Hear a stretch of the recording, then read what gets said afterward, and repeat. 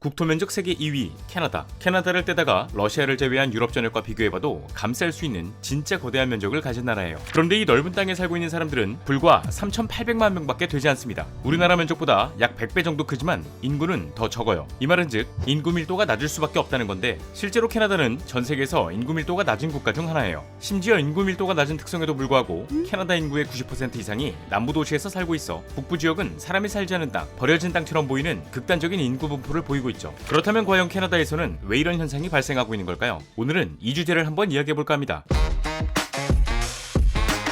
자, 오늘 저와 함께 살펴볼 지식 가이드는 캐나다 인구 밀집입니다.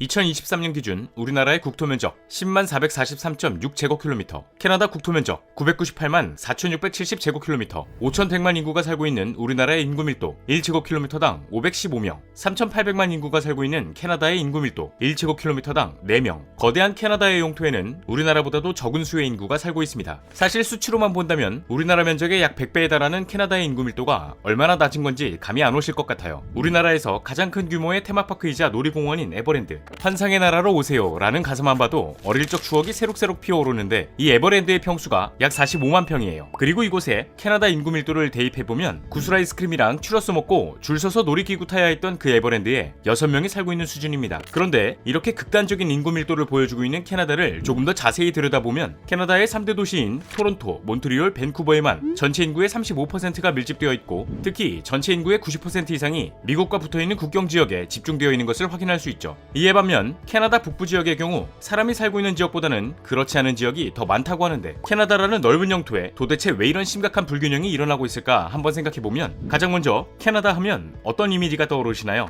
일단 춥고 눈 많이 오고 로키 산맥 등의 산악 지형이 있어서 곰도 많을 것 같아요. 이 말은즉 캐나다의 인구 밀도는 지리와 기후의 영향을 많이 받는다고 할 수 있습니다. 일단 캐나다의 북부 지역은 크게 유콘 준주, 노스웨스트 준주, 누나부투 준주로 나눌 수 있어요. 이 지역들은 캐나다에서 가장 추운 지역으로 토지의 90% 이상은 사람이 살 수 없는 바위, 얼음, 눈 등으로 이루어져 있어 이글루, 에스키모, 개썰매 등이 유명하지만 사람이 거의 살다시피 하지 않죠. 심지어 캐나다의 최북단 쪽에는 큰 섬들이 질비해 있거든요. 여긴 너무 꽝꽝 얼어붙어 있기도 하고 황폐한 데다가 건조하기까지 해서 우주비행사들이 훈련장으로 사용하는 것 외에는 사람의 발길이 잘 안 닿는다고 합니다. 오죽했으면 생존할 수 있는 생물이 거의 없어서 사막으로 간주하기까지 했다고 하니까요. 실제로 섬들을 포함해 캐나다에서 가장 넓은 면적을 차지하고 있는 누나부투 준주만 두고 봤을 때 인구 밀도가 1제곱킬로미터당 0.019명이라는 결과로 전 세계에서 가장 낮은 인구 밀도를 기록하기도 했어요. 특히 북극과 가까워지면 가까워질수록 한여름에도 기온이 영하인 빙설기후가 나타나기도 하고, 고위도의 영향으로 인해 지역에 따라 변동폭이 큰 일조 시간을 보이기도 하죠. 일단 우리나라에선 해가 뜨면 낮이 되고 해가 지면 밤이 되는 것이 너무나 당연한 일이지만, 고위도 지방에 속해 있는 캐나다 곳곳에서 한여름에 태양이 지평선 아래로 내려가지 않는 백야 현상, 또 겨울에는 해가 뜨지 않고 밤이 지속되는 극야 현상이 발생하기도 합니다. 그리고 이런 상황은 생태계를 포함한 인간 활동에 큰 영향을 미쳐요. 백야 기간에는 농업, 낚시, 사냥 등의 활동을 활발하게 할 수 있어서 생기가 돋거든요. 근데 이 극야 기간에는 해가 안 떠요. 학교 끝나고 친구들이랑 축구하려고 하면 밖이 껌껌하고, 가족들이랑 산책할 겸 소풍 가려고 해도 깜깜하고, 이렇게 되면 삶이 우울해질 수밖에 없어요. 실제로 캐나다 연방통계청에서 발표한 자료에 따르면 남부와 북부의 가장 큰 차이점을 다름 아닌 범죄율이라고 밝힌 바 있습니다. 사실 캐나다 남부와 북부의 인구수에서 너무나 큰 차이가 나기 때문에 정확한 결과값이라고 할 수 없지만, 원주민들이 주를 이루고 있는 북부 사람들은 끔찍하도록 추운 날씨와 환경, 그리고 이어지는 빈곤과 사회적인 문제 등으로 인해 만성 우울증과 불안을 유발하기 때문이라고 하죠. 그런데 캐나다의 인구 밀도가 이렇게 된 것은 단순히 기후와 지형 때문만은 아니거든요. 특히 전체 인구의 90% 이상이 미국 국경에서 160km 이내에 살고 있다는 것을 보면 분명 또 다른 이유가 있다고 볼 수 있어요.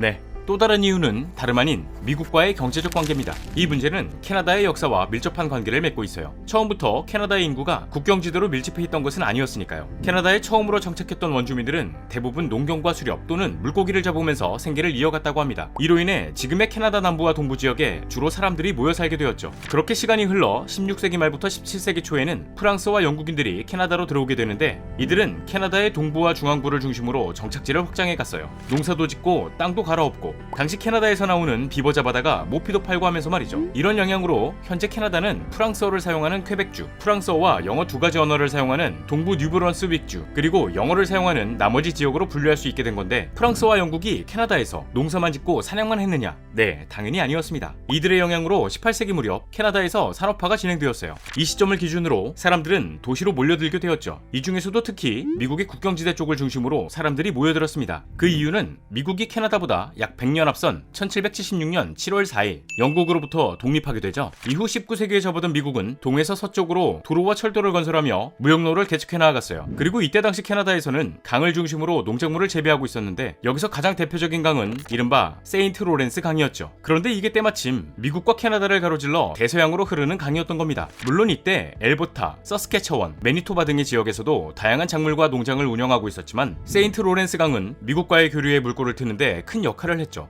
그렇게 미국과의 무역이 시작되고 1851년부터 1951년 사이 캐나다의 도시화율은 61%에서 88%로 급증하게 됩니다. 그리고 현재 캐나다는 미국에게 다양한 에너지 자원을 수출하고 있는데요. 일단 캐나다는 전국 각지에 풍부한 천연 자원을 보유하고 있어요. 전 세계 산유국 하면 어떤 나라가 떠오르시죠? 보통 미국, 러시아, 사우디아라비아 등을 떠올리실 텐데, 2022년 기준 캐나다가 전 세계 석유 생산량 4위입니다. 특히 캐나다의 엘버타주에는 아메리카 대륙에서 가장 큰 석유 매장지로 캐나다 전체 석유 생산량의 80%를 담당하고 있다고 하죠. 이로 인해 캐나다는 에너지 생산 강대국으로 부상할 수 있게 되었던 거예요. 그러나 미국과 국경을 맞대고 있다는 지리적 이점은 캐나다에게 득이 되기도 실이 되기도 했습니다. 일단 캐나다에서 생산된 원유를 포함한 다양한 수출 품목의 80% 이상이 미국으로 수출된다고 해요. 이렇게 천연 자원을 수출하면서 1960년대 이후 캐나다의 인구는 2배 이상 늘었고, 경제적으로는 7배 이상의 성장을 거두었다고 하죠. 결국 캐나다의 경제적 수입의 70%는 미국으로부터 나오고 있다고 하는데, 사실 이 말을 달리해보면 미국에 대한 의존도가 너무 높아서 미국이 살짝 기침을 하거나 조금만 삐끗해도 캐나다는 크게 흔들릴 수 있다는 것과 마찬가지입니다. 심지어 캐나다의 엘버타주에서 석유는 대부분 오일샌드, 그러니까 액체 상태인 일반 유전과는 달리 석유가 점토와 모래에 달라붙어 있는 유전의 비중이 높다고 해요. 때문에 흙에서 석유를 채굴하는 별도의 추출 및 정제 과정이 필요한데, 이때 작업 비용이 만만치 않아서 생산 단가가 높아요. 석유 가격이 많이 올라가 있을 때야 어느 정도 이득을 볼 수 있겠지만, 그렇지 않은 상황에서는 이윤이 별로 남지 않는다고 하죠. 이 말은 즉 캐나다의 경제가 미국의 영향, 국제 유가 등의 문제로 휘청할 만큼 탄탄하지 못하다는 건데, 이 상황을 커버하기 위해 캐나다 정부가 선택한 정책이 다름 아닌 이민 정책입니다. 일단 이민자들을 받아들이게 된다면 큰 사회적 비용을 치르지 않고도 인구수를 늘릴 수 있어요. 인구가 증가한다는 것은 부족한 노동 인원을 채울 수 있다는 거죠. 저출산 고령화 등의 문제를 해결하는 것도 무시 못할 거고요. 실제로 캐나다는 20세기 이후 이민자 수용 정책을 도입해 다양한 국가에서 이민자를 받아들이고 있는 상황이에요. 그리고 현재 캐나다 정부에서는 아직까지도 이민자 수용 정책을 고수하면서 2021년부터 2023년까지